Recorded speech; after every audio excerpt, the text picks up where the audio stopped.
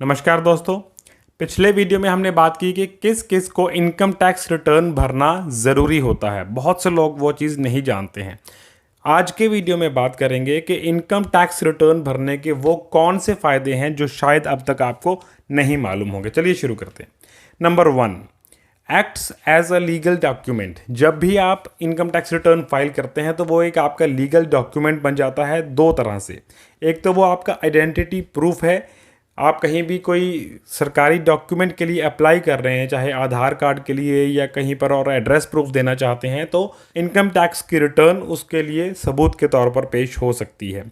Income का proof है। बहुत बार हमें ज़्यादा इनकम नहीं बल्कि अपनी कम इनकम को शो करना होता है। यानी मान लीजिए नीट का या जेई का एग्ज़ाम है, किसी बच्चे को दिलवाना है, तो उसके पेरेंट्स का EWS सर्टिफिकेट यानी इकोनॉमिकली वीकर सेक्शन, जो 8 लाख रुपए सालाना से कम वाले इनकम स्लैब में आते हैं, उनके लिए वो सर्टिफिकेट बनता है। तो अगर आपकी इनकम टैक्स रिटर्न ही नहीं जाती तो आप उस चीज़ को साबित नहीं कर सकते। इसलिए आपके इनकम प्रूफ के तौर पर इनकम टैक्स रिटर्न होना बहुत ज़रूरी है। Number 2, claim deductions. अलग अलग तरह की जो इनकम टैक्स में छूट मिलती हैं वो सिर्फ आप इनकम टैक्स रिटर्न फाइल भरने पर ही क्लेम कर सकते हैं। जैसे 80C की छूट है। आप मेडिकल इंश्योरेंस करवाते हैं, आपको 80D की छूट मिलती है। इसमें आपको हज़ारों रुपए का हर साल फ़ायदा हो सकता है। Number 3, important document while applying for loans. जो हम कहीं भी होम लोन अप्लाई करते हैं, कोई व्हीकल लोन है, किसी भी किस्म का कोई लोन अप्लाई करते हैं, तो लोन देने वाला जो लेंडर है, जो बैंक है, वो सबसे पहले देखता है आपकी इनकम टैक्स रिटर्न को। अगर आपकी एक अच्छी खासी रिटर्न है जो कि लोन के अकॉर्डिंगली आपकी हैंडसम इनकम है, जितना लोन आपने अप्लाई किया है, तो आपको बहुत ईजीली सीमलेस प्रोसेसिंग हो जाती है लोन की। आसानी से बड़ा लोन आपको मिल सकता है। Number 4, helps if planning to go abroad. अगर आप विदेश जाकर सेट होना चाहते हैं तो उसके लिए इनकम टैक्स रिटर्न बहुत आपके काम आती है। उसमें सबसे पहला डॉक्यूमेंट जो आपका चेक किया जाता है फाइनेंशियली, वो है आपकी इनकम टैक्स रिटर्न। उसी के बेस पर आप बाहर जा सकते हैं। Number 5, carried forward losses.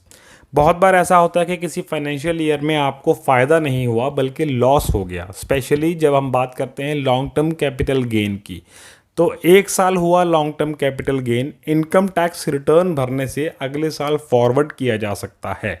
अगर आप ऐसा नहीं करते हैं तो वो लॉस फॉरवर्ड नहीं किया जाएगा और अगले साल जो आपको लॉन्ग टर्म कैपिटल गेन होगा उस पर पूरे पर आपको टैक्स देना होगा।